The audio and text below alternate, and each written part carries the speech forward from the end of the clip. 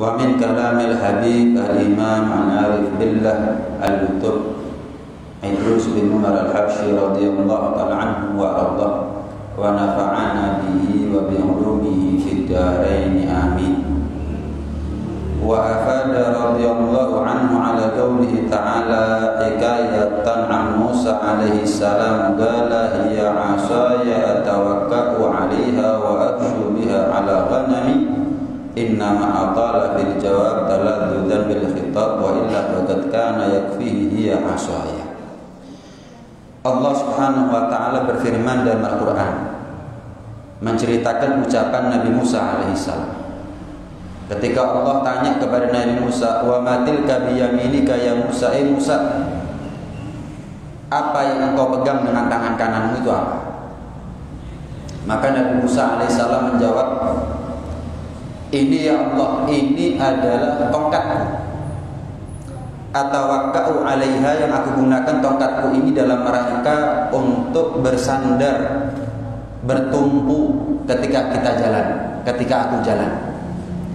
Wa ahussu biha 'ala ghanami, dan juga ya Allah, aku gunakan tongkatku ini dalam rangka untuk memukul pohon atau ranting sehingga daunnya atau buahnya jatuh untuk dimakan oleh kambing-kambingku."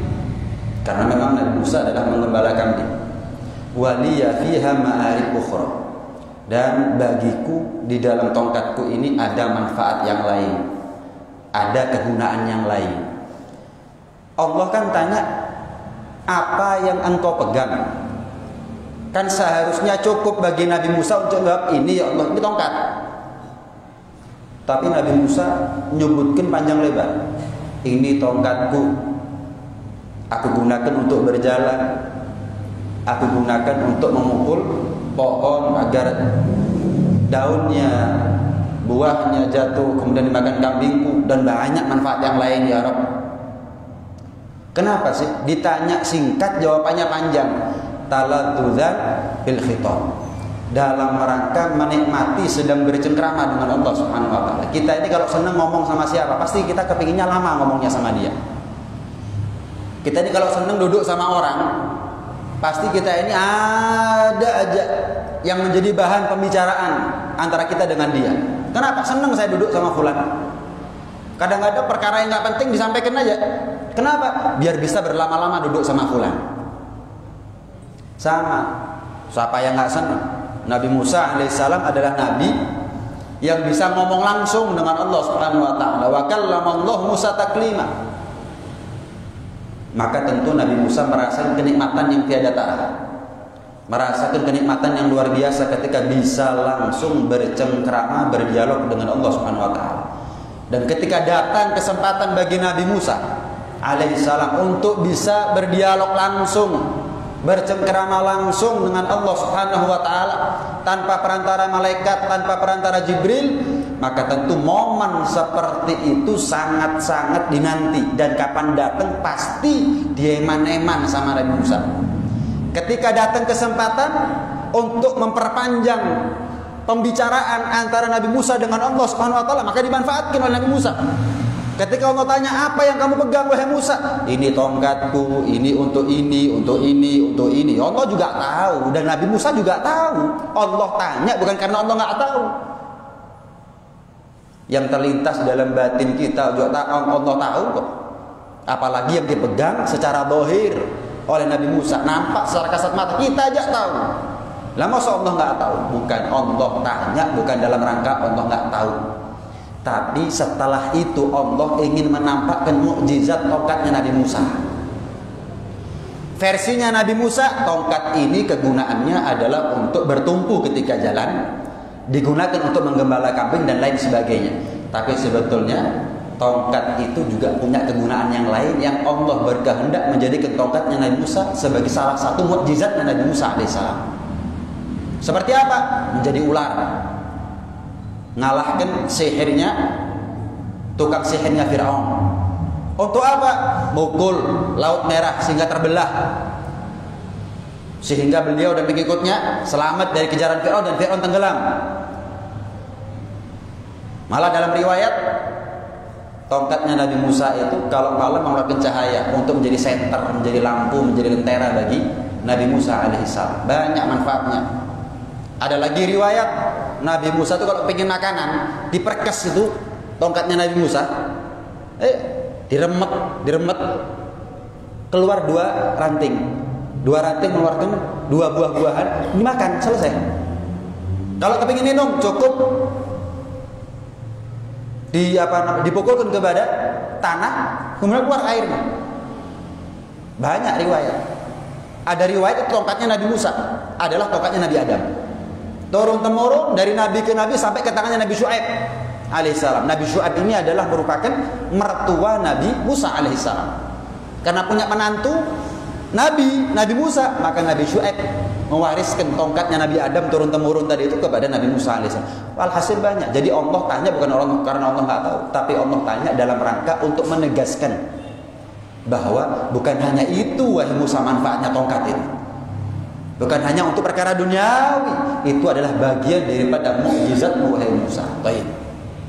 Nabi Musa ini adalah nabi yang pernah tanya kepada Rasulullah SAW. Diceritakan ada seorang wali min auliyaillah, ada satu orang soleh mimpi ketemu Nabi Muhammad SAW. Dalam mimpinya Nabi Muhammad duduk sama Nabi Musa dan nabi-nabi yang lain, Nabi Nuh, Nabi Ibrahim duduk. Di antara sekian banyak Nabi Musa tanya kepada Rasulullah SAW, ya Rasulullah, apa betul engkau pernah bersabda, ulama ummati ka'ambiya Bani Israil? Ulamanya umatku, ulamanya umat Nabi Muhammad SAW itu sekelas dengan para nabi dari kalangan Bani Israil. Nabi Musa dari kalangan Bani Israil. Roto gak terima Nabi Musa. Loh, ulama kok dibaca nabi gitu. Tanya Nabi Musa, apa betul itu ucapan engkau ya Rasulullah, sabdamu ya Rasulullah? Betul. Maksudnya gimana ya Rasul? Apa buktinya? Kalau ulama dari kalangan umatmu setara dengan kami, kalangan nabi dari Bani Israil. Akhirnya Allah panggil Imam Ghazali tadi sebagai delegasi daripada perwakilan daripada ulamanya Rasulullah SAW, ulama dari umatnya Nabi Muhammad SAW. Siapa dia? Tanya sendiri kata Rasulullah. Siapa dia ya Rasulullah? Tanya Musa, siapa dia? Siapa namamu? Oh saya Muhammad bin Ahmad Abu Hamid Al-Ghazali. Kata Nabi Musa, "Toh, saya kan tanya namanya, bukan tanya bapaknya kamu, kakeknya kamu, anaknya kamu siapa. Saya kan nggak tanya daerah kamu dari mana Al-Ghazali, pekerjaan kamu apa. Saya nggak tanya. Saya tanya namanya kamu.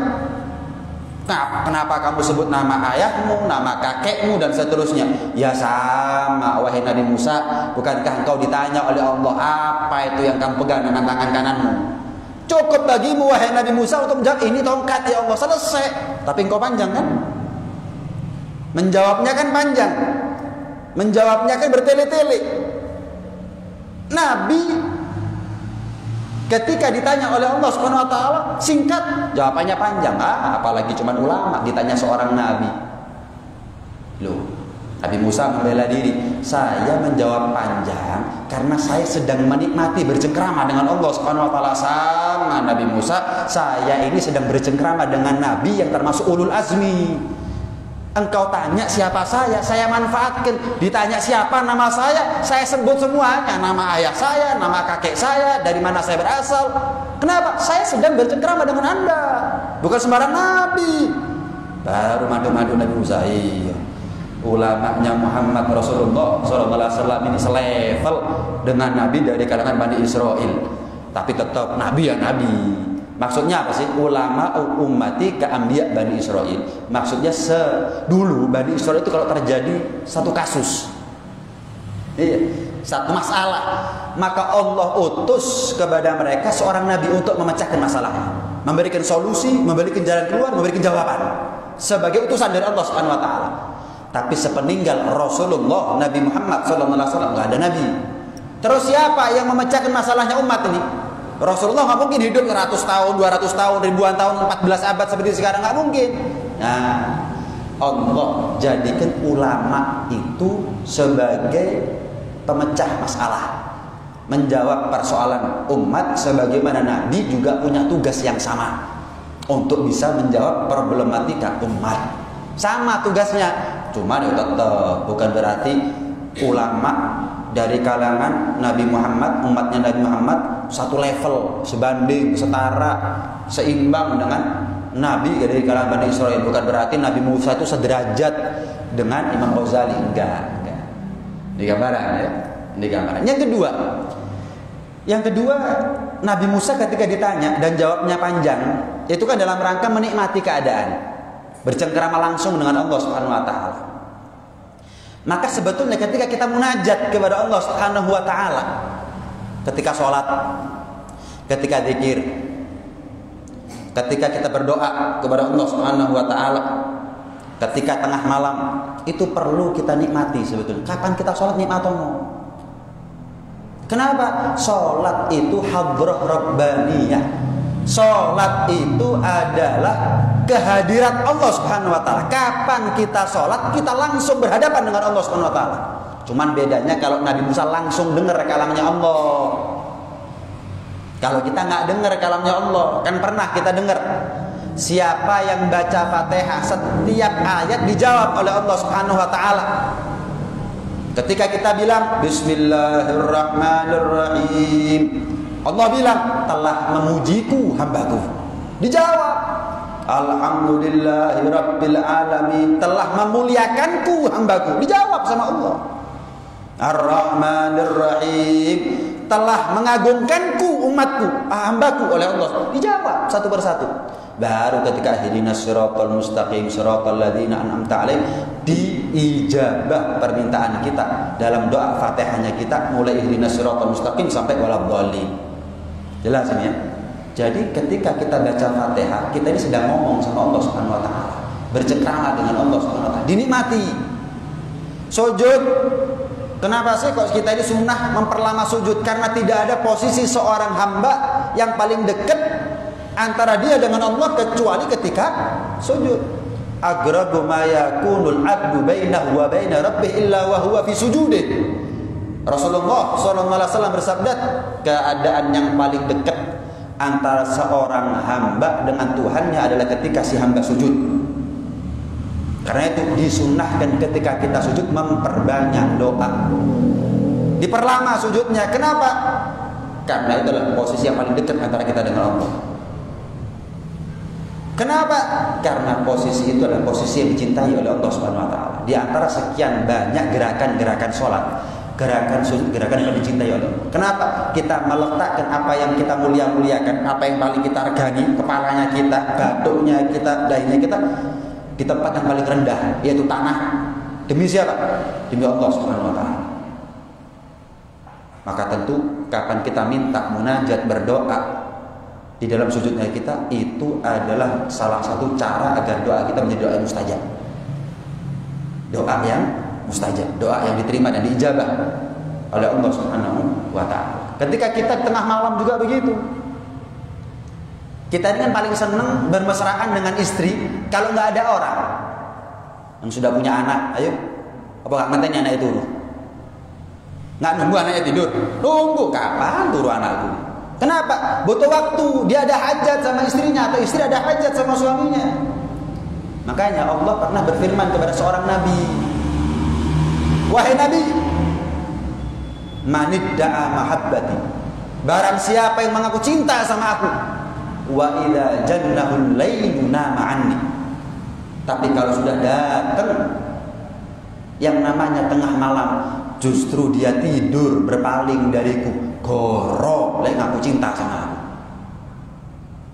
Mosok istri sudah nunggu datangnya suami, anak sudah diupayakan gimana caranya tidur, suami datang tahu-tahu langsung kerukupan,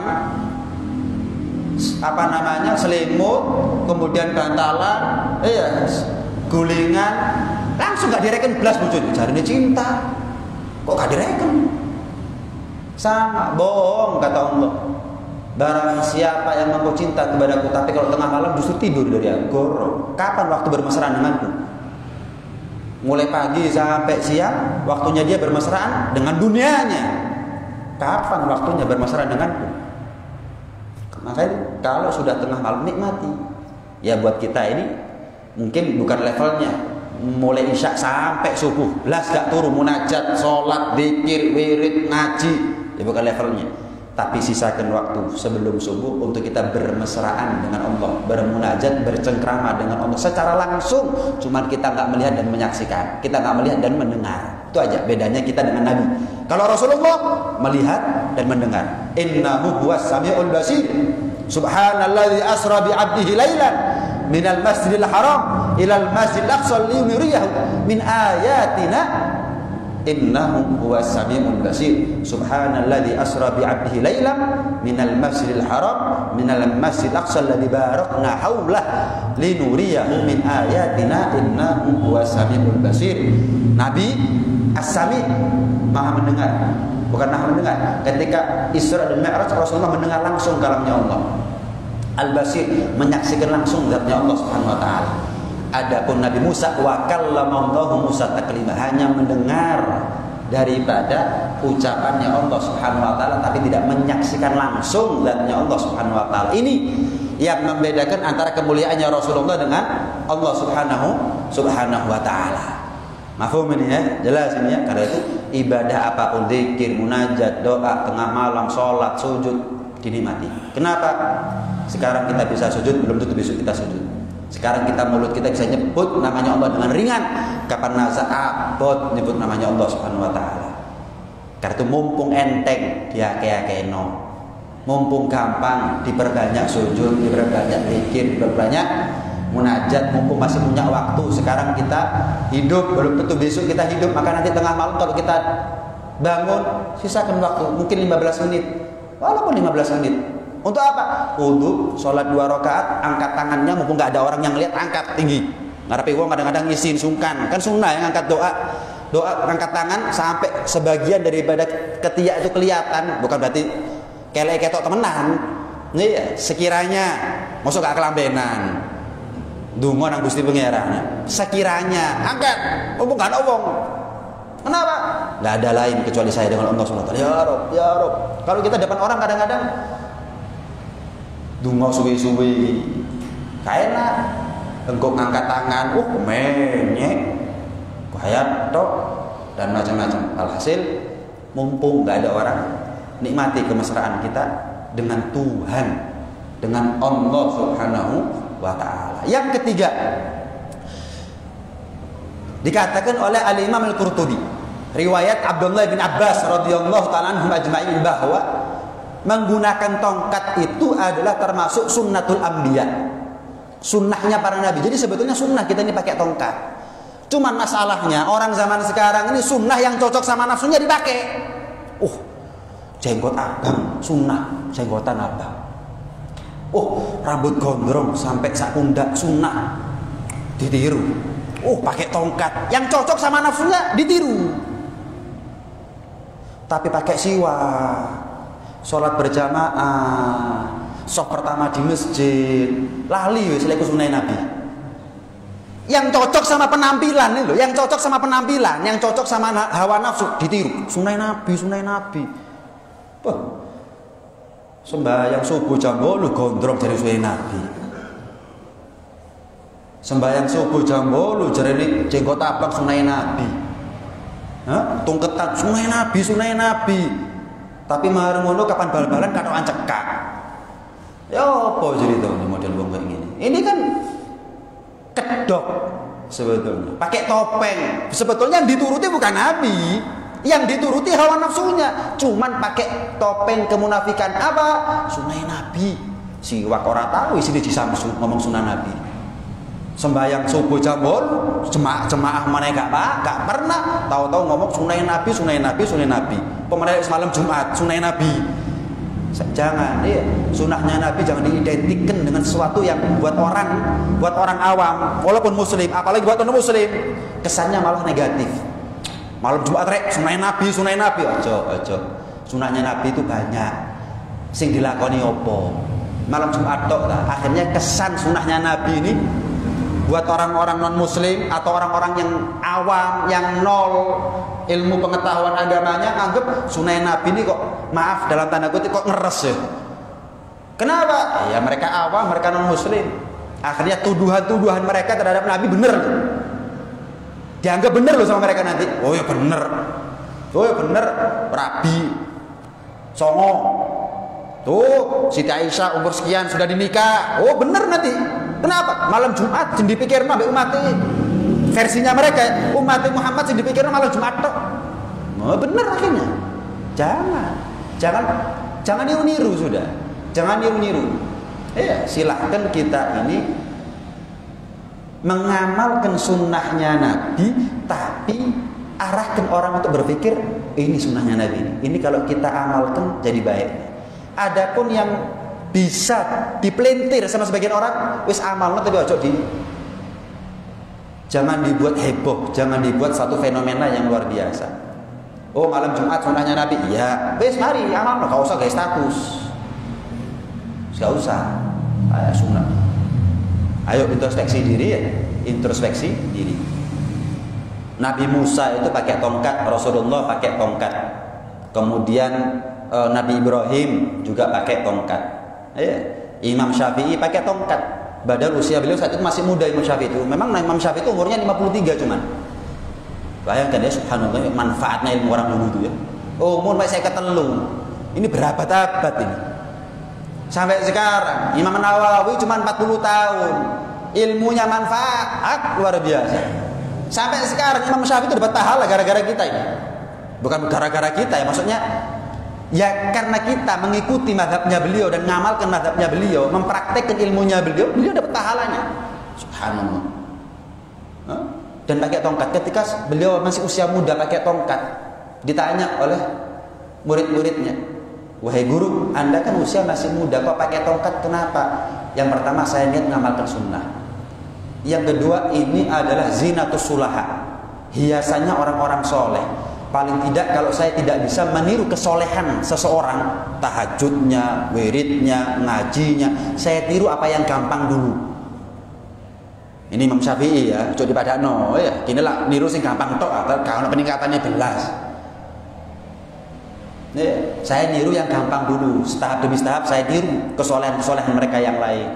Yang ketiga, saya niat pakai tongkat ini sebagai tanda pengingat, alarm saya ini musafir. Orang itu kalau musafir zaman dulu kan pakai tongkat. Kita kalau naik gunung pakai tongkat. Orang dulu kalau di padang pasir juga pakai tongkat sebagai tanda kalau saya ini adalah musafir. Dunia ini perantauan, bukan tempat tinggal selamanya. Saya pakai tongkat tujuannya adalah sebagai pengingat saya ini musafir. Akan tiba waktunya saya pulang. Ada kalanya pulang selamat, ada kalanya pulang nggak selamat.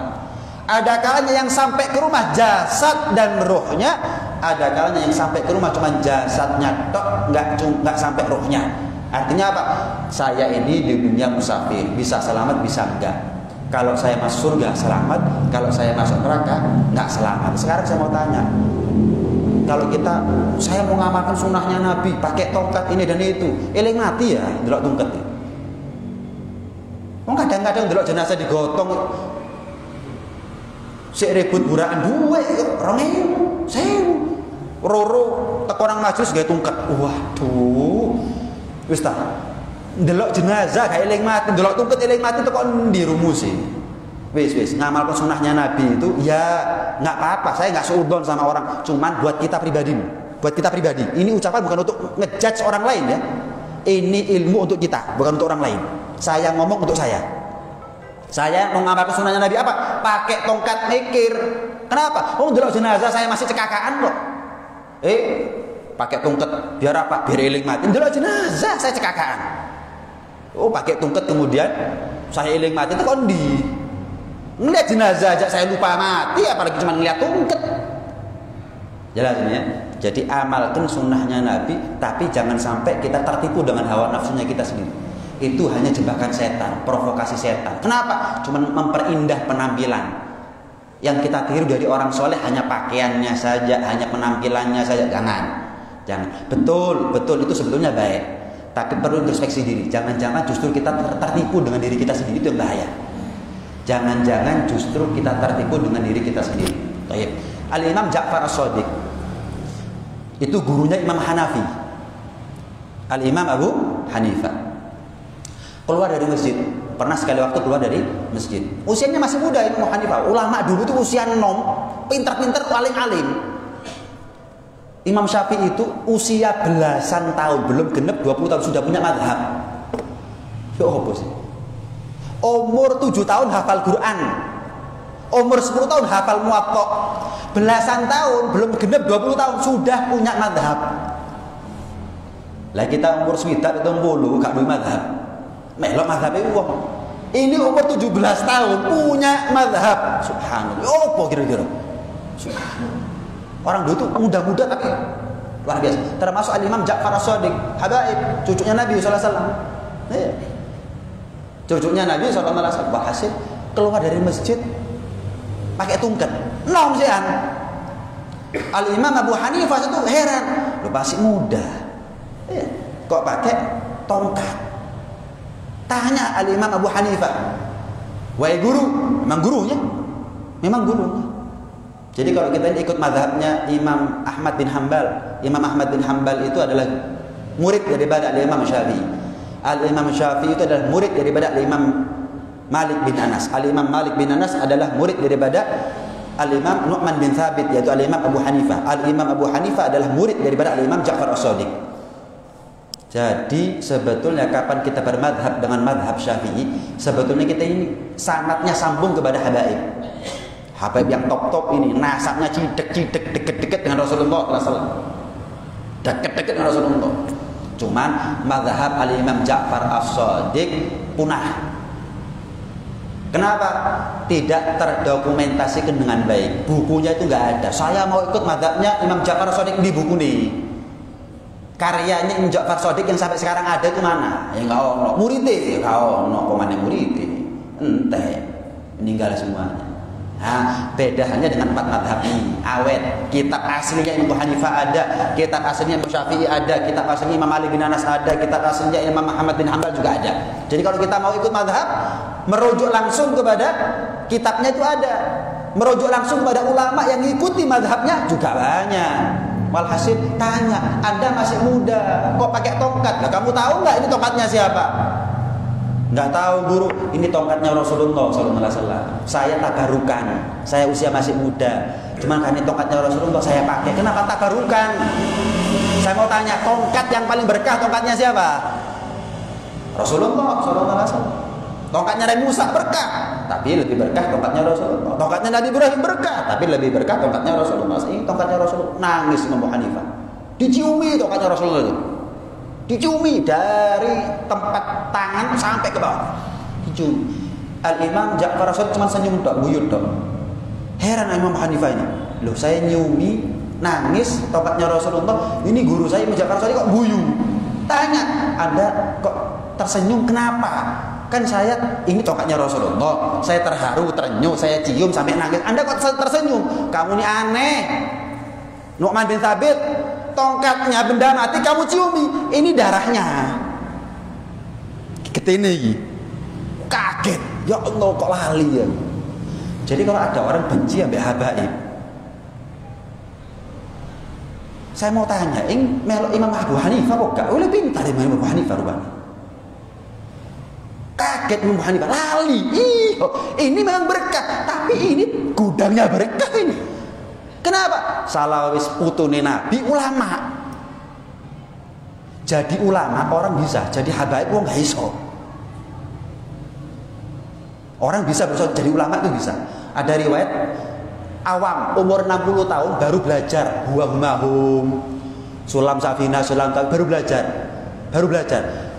Subhanallah sekian tahun baru takdir jadi ulama. Umurnya 120 tahun. Jadi 60 tahun awam, 60 tahun ulama.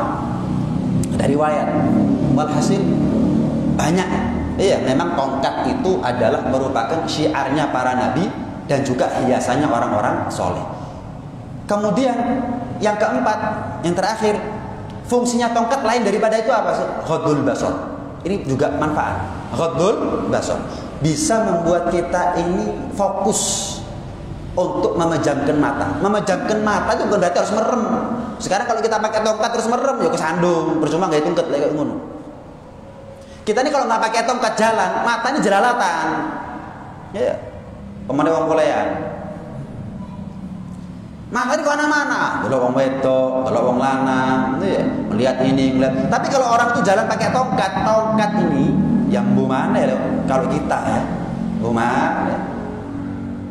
Tongkat ini bisa menjadi alat membantu buat kita untuk fokus sama jalan. Delok tongkat aja delok wong. Fokus sama jalan. Biar mata nggak jelalatan. Jelas ini. An-nadhar sahmun masmumun min sihabi iblis. Rasulullah SAW pernah mengatakan pandangan mata ini ibarat anak panah yang beracun daripada anak panah iblis. Faman taroka, barang siapa yang meninggalkan nadhrah, pandangan kepada apa yang haram, makhafati, karena sebab takutnya dia kepadaku, kata Allah dalam hadits qudsinya, maka aku akan berikan rasa manis dalam hatinya, dalam keimanannya. Jadi kalau kita ini ingin merasakan manisnya iman, maka salah satu caranya adalah kita haramkan mata kita daripada apa yang dilarang oleh Allah SWT.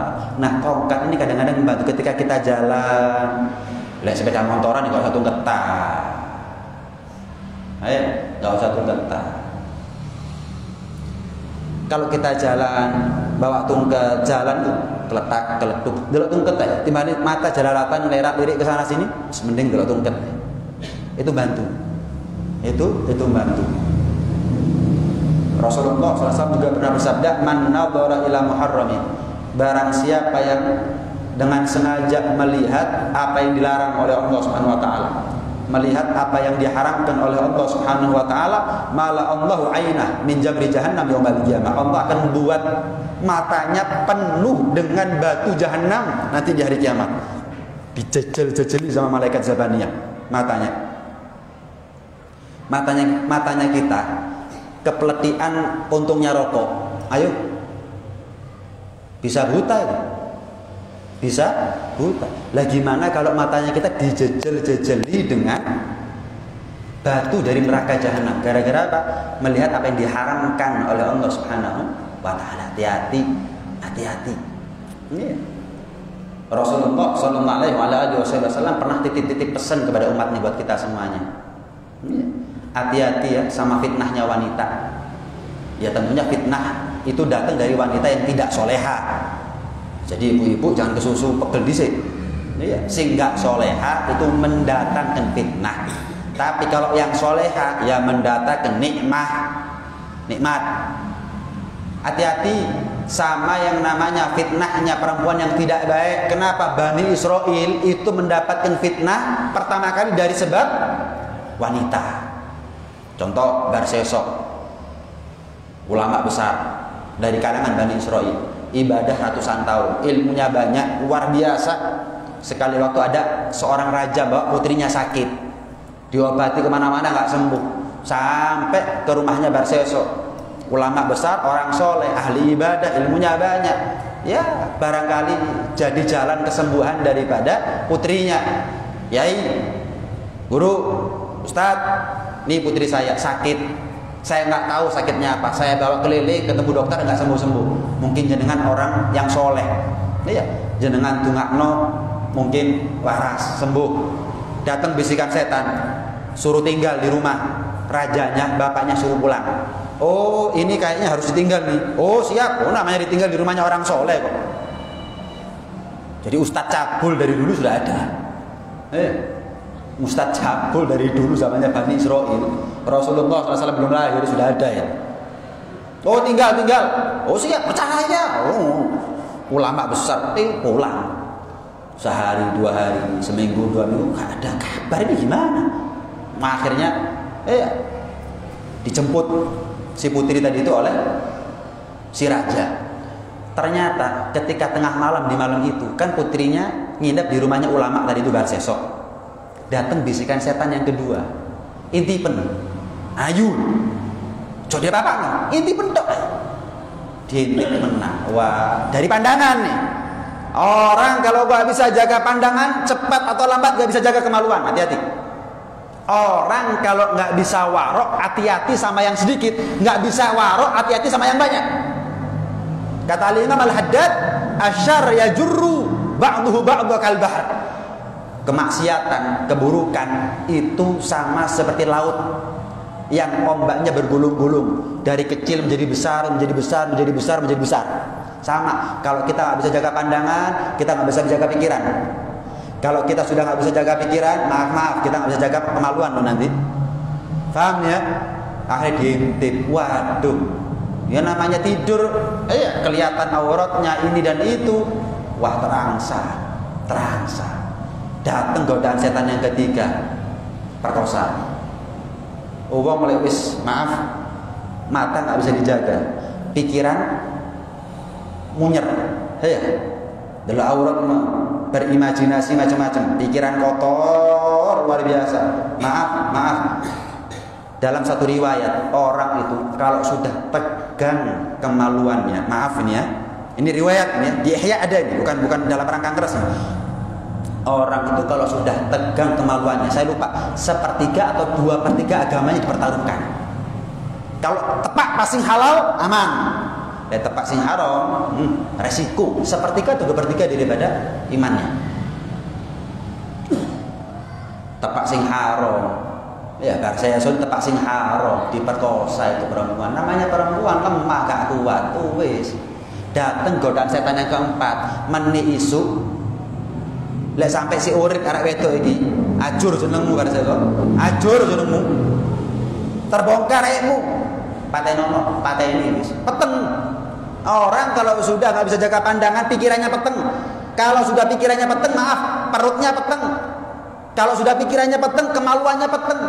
Kalau sudah kemaluan itu peteng, wis panik. Ulama mateni ya ini. Gak mecah buldog di pateni. Wis dikubur. Datang raja setelah sekian hari. Ditanya gelagapan Barseso ini. Wah, gelagat yang nggak baik. Prajurit, geledah. Ditemukan ternyata anaknya mati dikubur di ruangan, dikubur di rumah. Ngamuk si raja. Disalib Barseso ini. Salib sama si raja. Wes gak apa-apa wes. Datang setan. Setan ngomong Barseso. Ini masalah bermula dari siapa? Kokon Solomane. Berarti kira-kira kalau masalah itu datang dari saya, yang bisa menyelesaikan masalah siapa? Memangnya siapa? Ya saya, katanya setan. Ini masalah datang dari saya. Kalau kamu ingin beres ini masalah, kamu harus tunduk kepada saya. Terus gimana caranya biar ini masalah beres? Dingkulu otak enak kamu. Dingkulu otak. Setan ketika menggoda Barseso untuk diinkluk sebagai tanda sujud kepada iblis, nggak tahu setan kalau itu akhir umurnya, tapi barangkali tak sujud nang setan mati. Sebaliknya Barseso mikir, barangkali kapan saya sujud sik durung mati, masih ada kesempatan bagi saya untuk tobat. Diinkluk mati, berarti Barseso ulama kaliber dari kalangan Bani Israil, matinya mati kafir, nyembahnya nyembah setan. Gara-gara apa? Ada orang sekarang naik motor tok, Beb. Kalau lebih dari itu aman. Wow, lebih hebat dari Barseso dan lebih soleh daripada Barseso. Lebih soleh daripada Barseso. Makanya buat perempuan tutup auratnya.